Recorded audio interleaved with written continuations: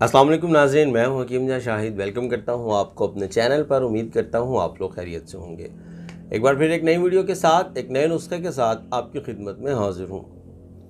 दोस्तों, आज हम जिस नुस्खा के हवाले से बात करने वाले हैं, ये बलगम के अखराज के हवाले से है।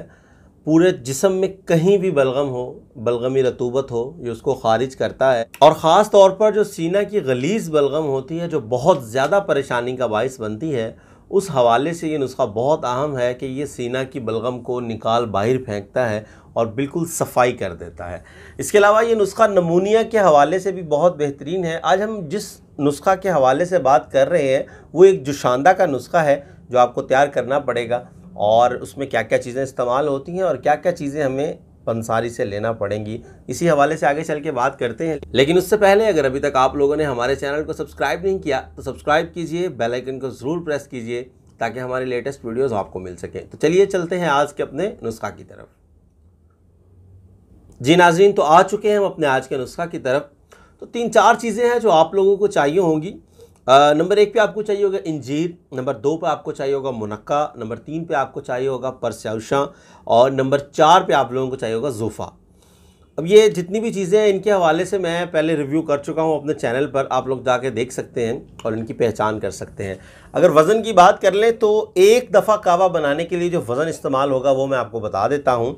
इंजीर 2 अदद चाहिए होंगे हमें, मुनक्का हमें चाहिए होगा 7 दाने, मतलब मुनक्का के चाहिए होंगे, और नंबर 3 पे परस्याउशा जो है ये हमें 6 ग्राम चाहिए होगा, और ज़ूफ़ा जो है वो भी हमें 6 ग्राम चाहिए होगा। ये चारों चीज़ें आपने तकरीबन 1 गिलास या 1.5 गिलास पानी में डालकर इनको पकाना है, और बल्कि 2 गिलास पानी अगर डाल लेंगे तो ज़्यादा बेहतर है, क्योंकि जितना ज़्यादा पकेगा उतना ही ज़्यादा बेहतर है। और ये आपने 2 कप बचाने हैं, छोटे वाले जो कप होते हैं वो 2 कप आपने बचा लेने हैं, और 1 कप सुबह इस्तेमाल कर लेना है और 1 कप जो है वो आपने शाम को इस्तेमाल कर लेना है। मतलब ये 2 टाइम आपकी एक दिन की खुराक है।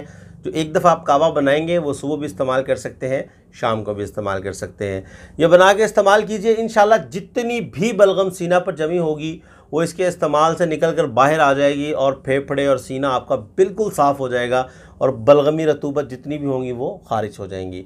इसके अलावा अगर जिस्म के अंदर बलगमी रतूबत की ज़्यादती है तो वो भी पखाना के ज़रिए भी खारिज हो सकती हैं, या फिर कै के ज़रिए भी जो है वो खारिज हो सकती हैं। और जैसा कि मैंने आपको पहले बताया था कि नमूनिया के हवाले से भी ये नुस्खा बहुत बेहतरीन है, तो नमूनिया के अंदर भी इसका इस्तेमाल हो सकता है। तो बनाइए, इस्तेमाल कीजिए, मुझे अपनी दुआ में ज़रूर याद रखिए। उम्मीद करता हूँ आज की वीडियो आपको पसंद आई होगी।